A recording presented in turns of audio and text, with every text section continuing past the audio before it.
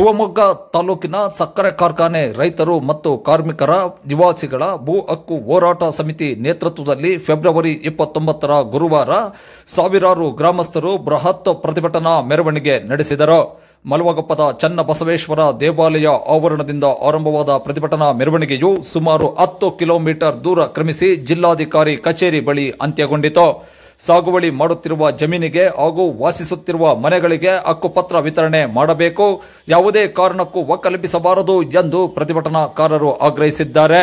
ಪ್ರತಿಭಟನೆಯಲ್ಲಿ Malavagoppa, Thoppinaghatta, Arige, Nidhige, Sadashivanagara Akkipikki camp, Chikkamaradi, Harapanahalli camp, Arobenavalli Thanda, Taraganahalli, Pillangere, Beeranahalli cross, Arobenavalli, Hosamane Thanda, Yaraganal ಸೇರಿದಂತೆ ಸುತ್ತಮುತ್ತಲಿನ ಗ್ರಾಮಗಳ ಸಾವಿರಾರು ನಿವಾಸಿಗಳು ಪ್ರತಿಭಟನೆಯಲ್ಲಿ ಭಾಗವಹಿಸಿದ್ದರು.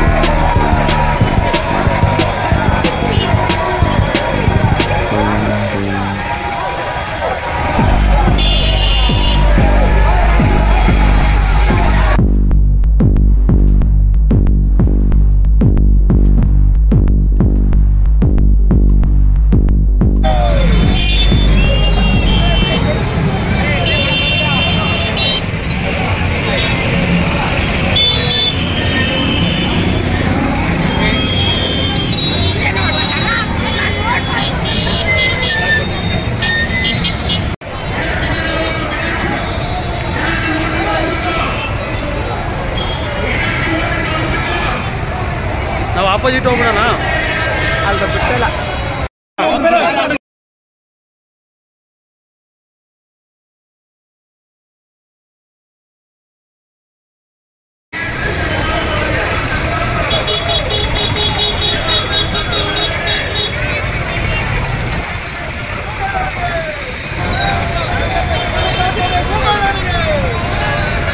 ದಯವಿಟ್ಟು ಜಿಲ್ಲಾಧಿಕಾರಿಗಳಾಗಲಿ ಶಾಸಕರಾಗಲಿ ಜಿಲ್ಲಾ ಮಿನಿಸ್ಟರ್ ಆದಂಥ ಮಧು ಬಂಗಾರಪ್ಪ ಕೇಳ್ಕೊಳ್ಳೋದೇನೆಂದರೆ ಕೈ ಮುಗಿದು ಮಾತು ಕೇಳ್ಕೊಳ್ಳೋದ್ರೆ ಕಾರ್ಮಿಕರಿಗಾಗಲಿ ರೈತರಿಗೆ ಯಾವುದೇ ಕಾರಣಕ್ಕೂ ನಮಗೆ ಇವತ್ತು ಒಕ್ಕಲುಗರಿಸೋ ಪ್ರಯತ್ನ ಮಾಡಬೇಡಿ.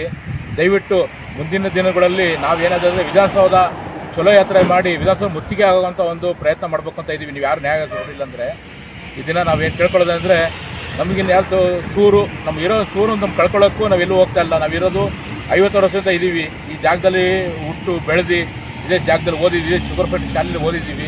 ಇವತ್ತು ನಮಗೆ ಅನ್ಯಾಯ ಆಗ್ತಾಯಿದೆ. ದಯವಿಟ್ಟು ಕೈ ಮುಗಿದು ಕೇಳ್ಕೊಳ್ಳೋಂದರೆ ರಾಜ್ಯ ಸರ್ಕಾರಕ್ಕೆ ಆಗಲಿ ಜಿಲ್ಲಾ ಸರ್ಕಾರಕ್ಕಾಗಲಿ ದಯವಿಟ್ಟು ನಮಗೇನು ಒಕ್ಕಲಿಸೋ ಪ್ರಯತ್ನ ಮಾಡಬೇಡಿ.